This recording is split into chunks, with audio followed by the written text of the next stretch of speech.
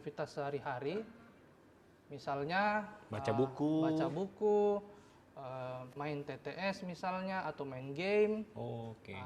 Berarti kalau orang main game juga ternyata bagus ya? Bagus ya, jadi ataupun menyetir.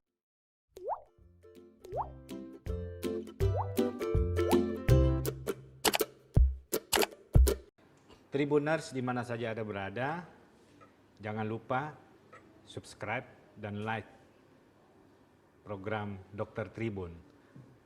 Kita lanjut, Dr. Harun, bagaimana sebenarnya tips-tips yang harus kita lakukan supaya terhindar daripada pikun, apakah makanan, minuman, atau mungkin ada pola hidup yang harus kita lakukan, atau ada hal-hal yang men-trigger supaya kita tidak pikun.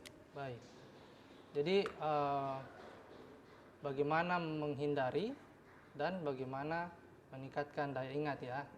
Jadi pertama, menghindari pikun,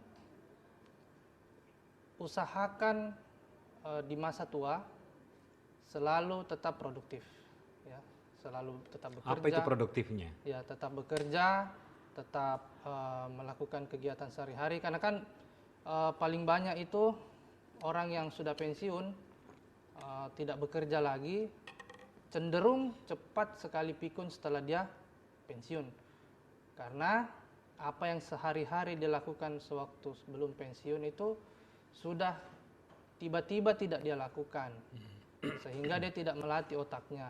Jadi saran saya, kalaupun memang tidak bisa bekerja, tetapi terus melakukan aktivitas sehari-hari, misalnya baca buku, main TTS misalnya, atau main game. Oke.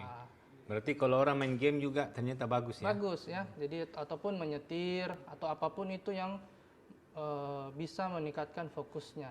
Oke. Kemudian untuk konsumsi, kita bisa mengkonsumsi seperti minyak ikan ya, minyak ikan apapun itu, karena akan omega 3. Ya, akan membantu untuk mencegah pikun. Oke. Kemudian ada yang bilang kacang-kacangan ya, baik untuk otak ya, karena memang lebih banyak mengandung omega 3. Kemudian juga DHA ya. Buah dok? Buah-buahan, perbanyak makan buah, minum air putih ya. Kemudian apa yang jangan dilakukan ya, jangan dilakukan itu seperti tidur di dalam selimut. Ya, tidur di dalam selimut, menutup mukanya ya. Kebiasaan ini merupakan kebiasaan yang sangat buruk, karena akan membuat oksigen selama tidur itu menjadi sedikit ya. Ada pengaruhnya itu dok? Iya ada dok, karena dengan oksigen sedikit ini, lambat laun otaknya ini kan kalau istirahat ini, otak juga istirahat dan membutuhkan oksigenasi yang baik, ventilasi yang baik.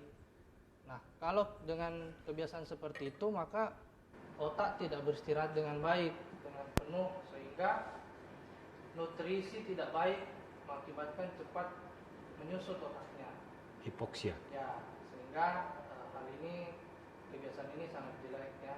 Adapun tanpa kebiasaan ini, ada juga orang yang tetap mengalami hipoksia pada saat dia tidur ya. Misalnya orang yang sangat mendengkur.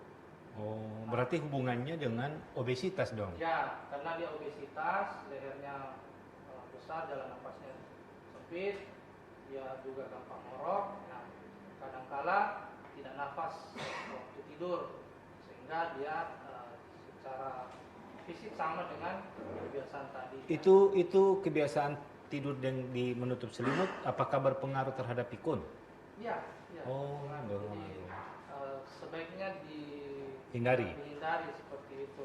Kemudian yang lain adalah merokok ya, karena kita tahu bahwa rokok itu juga akan menghalangi oksigenasi ya, karena dia merusak paru-paru ya. Kemudian dia akan mengganggu hemoglobin ya dalam menjalankan fungsinya ya, sehingga nutrisi ke seluruh jaringan termasuk otak itu akan terhalangi, sehingga akan mempercepat proses pikun. Seperti itu dok.